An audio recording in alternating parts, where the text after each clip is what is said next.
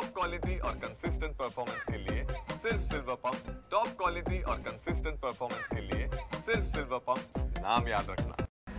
पहलगाम येथे पाकिस्तानने केलेल्या भ्याड हल्ल्याच्या निषेधार्थ आज आम्ही आणि माझ्या सहकाऱ्यांनी आमच्या उमेश नगर, गोपीनाथ चौक, सत्यवन चौक अशा काही ठिकाणी पाकिस्तानचे झेंड्यांची प्रतिकृती बनवून रस्त्यावरती लावल्या।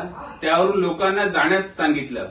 लोकांनी त्यांना खूप चांगला प्रतिसाद दिला। त्यावरती कोणी थुंकत होतं, कोणी लाथा मारत होतं, कोणी त्यांना शिव्या घालत होते आणि ते सांगत होते की देशाच्या पंतप्रधानांना आणि मुख्यमंत्र्यांना हा मेसेज द्या की यांच्यावरती कडक कारवाई झाली पाहिजे।